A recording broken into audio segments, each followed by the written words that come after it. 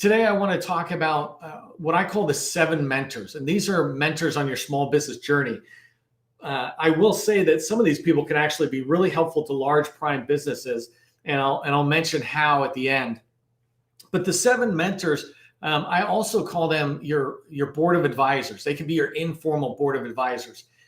If you don't know this, and I'm going to operate as if you don't know anything I'm going to tell you. So some of you will be a little bit above where I'm talking, but I'm sure there's going to be tips in here as I go forward talking about this. So anyways, the 7 mentors, I'm going to walk through each one of them and tell you who they are.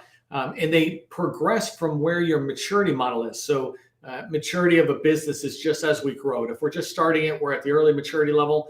And then as you get more and more experience, as you get CMMI level or ISO rating, certifications, things like that, TS clearance, as you have those, you're getting more and more mature as an organization. You're building a back office. So these mentors I'm going to talk about are ones that are designed to help you as you further in your journey.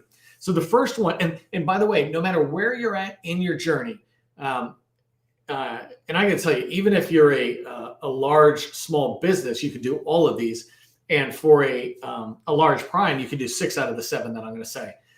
The one that larges won't touch on is the first one I'm going to talk about are the SBDCs, or the Small Business Development Centers. And these people are the ones that answer the question, really, should I start a business? If you don't know this about the SBA, they don't just serve government contractors, right? We're all theoretically on here today as government contractors, but there's only like 300,000 of us. There's 30 million firms or small businesses or businesses in this country, but only 300,000 of them or so are registered in SAM selling to the federal government, right? So the SBA's mission is small business across the country. They deal with restaurants and people who are standing up hair salons, local plumbers in one city, one area working on things. So they help small businesses across the board. And one part of their mission is to help guide the government contracting side of the business. So small business development centers really help you on that. Should I start a business? And the reason I like them, and I recommend you even go back to them with your capability statement if you already have it, and you talk to them, they'll help you focus. One of the things they try to help people when they're getting into business is answer the question, well, what should I be selling? People like me know it already, right? When I came out of the Army, I was doing network engineering type stuff. And so it was a natural fit for me to start a company around network engineering, IT services, because that's exactly what I did in the Army. And then as I moved into my second main government contracting business, it was SharePoint, because we were living and breathing SharePoint. And Microsoft had just rolled out SharePoint across the board. 90% of federal agencies had SharePoint. So for us, it was a no-brainer. Well, the SBDC counselors are really good at guiding you through that understanding of your own skills, what you're going to sell. If you're going to open a restaurant, right, they might tell you, hey, don't sell everything. What are you really good at? Are you really good at baked goods? Are you good at restaurant style? Whatever it is. I'm not a restaurant guy, but they'll help you kind of answer that question. What should I sell? And does it make sense for me to be starting a business at the moment? And they're great. And as a mature business, going back and occasionally getting them to put eyes on would be really helpful. These SBDC centers are everywhere across the country. I don't have the stats here, but if you go to YouTube, I've done a video on each one of the mentors I'm going to talk about today. And in there, you'll be able to find much more detail, a single video on each one. And so in the SBDC, for example, I say how many are there. But I would encourage you with each one of these guys, and I'll start with SBDC, is go in, set up a meeting with a counselor. You can take 30 minutes. You can make it virtual. It doesn't take you a lot of time. But these people know each other. These mentors I'm going to talk about, they know each other. When the federal government or the state or local or whatever, when they're looking for small businesses to support them, these mentors are often the people they contact saying, hey, we're looking for good small businesses, but we can't really find them. Well, if you're in relations with a small business development center and they know who you are, then there's a chance they might pop up. They also do events where maybe they're interacting with a potential buyer, whether it's state, local, or even commercial, or in our case, federal buyers. They might do some collaborative events. But the SBDC is run by the SBA, basically. And I'm not trying to be this pure factual thing, because SBDCs, PTACs, all these guys get funding from different places. But basically, the SBDC is funded by and driven. The program is driven by the Small Business Administration. So they want to serve obviously all the small businesses out there, but they have an understanding of government contracting. So the SBDCs could do some of the stuff that these next mentors are going to do, but they're not experts at it. It's not what their mission is. And so what I like to say is they don't really understand government contracting, but they understand business. Should I be in a business, and how can I get myself positioned to get a good foundation or start to my company? The next mentor, and I'm going to insert my own organization in here because this is where I see us fitting. And this is not on my list of the 7, by the way. So this is a +1, is the GovCon Chamber of Commerce. If an SBDC will help you get started in business generally, we felt like there was this whole of who was really focusing day after day after day of the really basic first 10 to 100 steps. And so that's where the GovCon Chamber steps in. We tell you how to really maximize the early tools, how to really go after your first $100,000, for example. And so we fit in between the SBDCs and the PTACs, which I'll talk about in a minute. I don't want to talk too long about the GovCon Chamber, but go to our website, govconchamber.com, and you'll learn all sorts of stuff. Everything on there's free. We stood this up on purpose to be reaching out as many people across the country as we could at no cost, to be at that same level as SBDCs, PTACs, et cetera. So the second mentor, the first one's SBDC. The second mentor is the Women Business Center. First thing I want to say to all the men out there, or male-owned businesses, or however you say that, is that the Women Business Center is obviously focused on women businesses, but they will take any business. They'll work with any business, answer questions, et cetera. So don't think you can't go in there. Their mission, though, is to help women-owned businesses move forward. And these folks are a little bit more farther along. And they have a third mentor. I want to kind of talk about these two at the same time. The third mentor that you can get is the Veterans Business Center, or Veteran Business Outreach Center, I think they call it.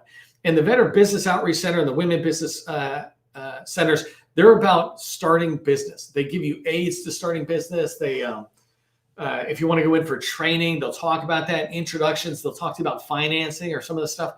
They have the tools to help you get going with your business. But each of these organizations, obviously on their name, are designed to serve a particular community primarily. And so the veteran business, there's a way we vets think. I'm a veteran, right? So there's a way we think. Sometimes we like to talk with vets and get guidance from vets. No offense to non-vets, right? It's just the way we are sometimes. And so the Veteran Business Outreach Center is designed to target that audience. And the Women Business Center, same thing. There's some certain challenges that come about having women-owned business centers that they really focus on addressing. And so, but either way, veteran, not veteran, women-owned business, not women-owned, go into these and just reach your local Women Business Center and your Veteran Business Center and make that introduction, have that introduction meeting where you can go in, introduce your company. Maybe they counsel you, maybe they won't a lot, but one thing you can do for sure is introduce yourself and say, hey, if there are women-owned businesses or veteran-owned businesses that we, like, it might make sense for us to team up with, we'd love to be able to make an introduction or to get an introduction from you to them. They also have their own events. And so you can go to their events, virtual or in person. And often these events are free or very low cost. And through them, you're able to meet some of their client businesses as well. So it's a great way to get in. But if you can get a counselor from each one of these, now you're up to 3 counselors. You're not getting a counselor from the chamber because, that's us, not the government. But each one of these, you could get a counselor. And imagine if you're talking to them on a regular basis, once a month, once a quarter, they will remember who you are and they will give you guidance that's out there. The next one that I want to talk about, and this is where we really start moving into government contracting, right? And I want you to get rid of any of the experience you've had or the myths you had or the misunderstandings you might have about different organizations as they go through. So the next one is PTACs. And these guys are called the Procurement Technical Assistance Center. And their job really is to aid winning contracts. I describe them, when I'm describing them, I just point right to the first word in their name, right? Procurement. They're a Procurement Technical Assistance Center, so they can help you when you have questions about business. They can help you with questions about DSBS and SAM and things like that. But that's not their job, right? That's not their mission. That's not what they're there for. And it's also not their expertise. And so if you're coming in and talking to them about that, I would encourage you to go to the Women Business Center, the Veteran Business Center, the Chamber, or the SBDC. Talk to those of us earlier in the roadmap or the journey that you'll take to get those basics. What should my capability statement look like? Procurement, PTAC counselors can tell you that, but that's not where you want to use them. You want to use them, and I'm speaking a little bit on behalf of them, so I'll bring more counselors into these live meetings and get them to tell you directly what they do. But basically, they help you understand the government purchasing area. And I'm only going to talk about federal for a second. They also help state and local, but I want to focus on federal.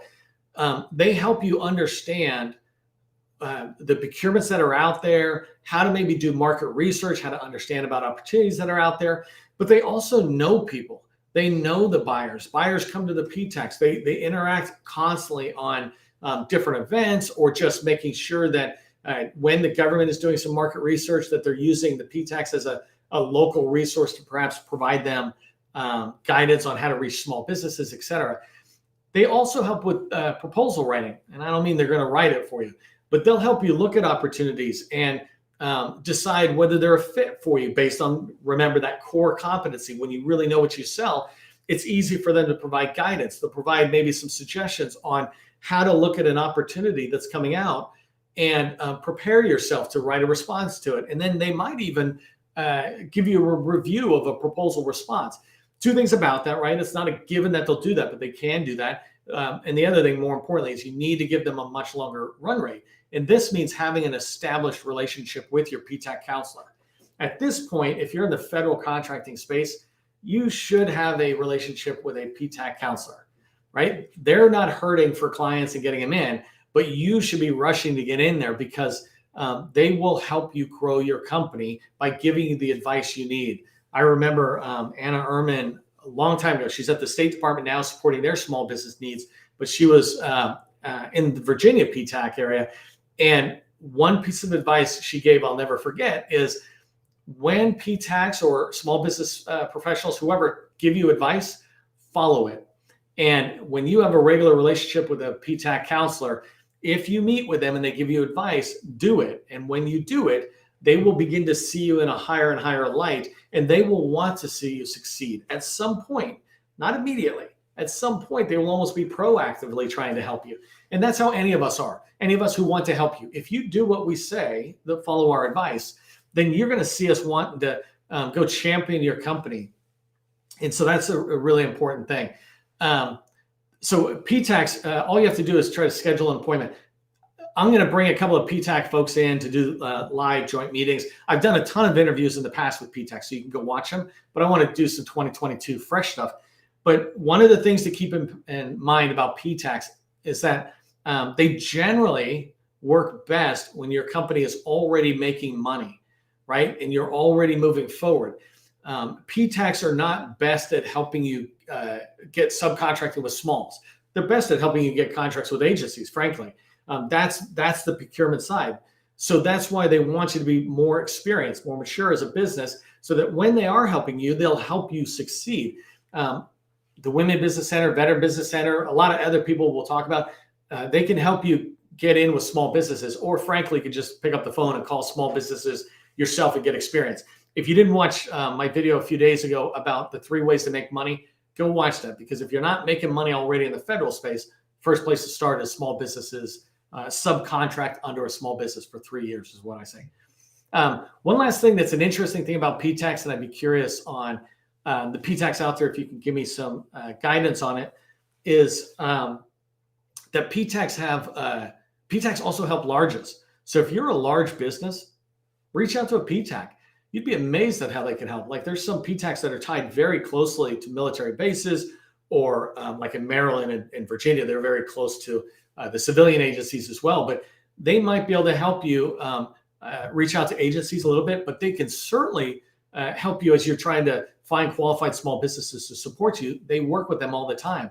I was talking with somebody today from Virginia PTAC, and she was saying she's got an event. She expects to be 300 people in May. She did an event with Department of Transportation that was 800 small businesses.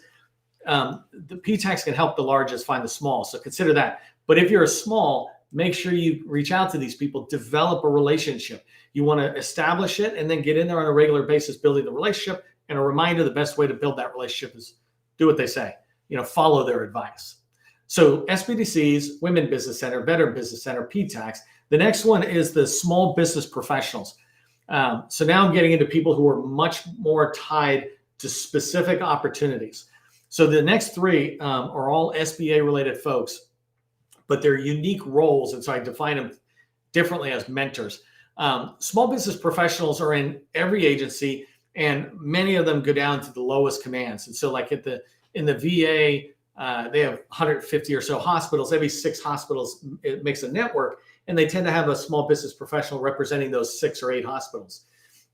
In the Navy, they have like 8 buying commands, 10, 8, I can't remember now, I keep forgetting, but they have 8 or 10 buying commands, major commands, and they've got dedicated small business professionals in each one of them. DLA has got like 50 or 60 small business professionals. So across the board, you'll find a ton of them. If you go to the govconchamber.com site, that directory that you can download for free has over 1,000 names of small business professionals, and they fill several different roles. First off, from an advisor role, they're fantastic for giving you feedback about your capability statement.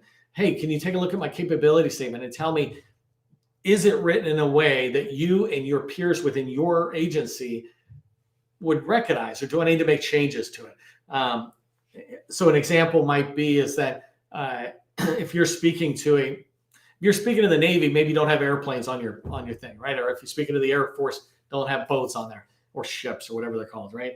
But this idea of getting feedback from the small business professional, they deal with small businesses every single day, hundreds and hundreds of us, right?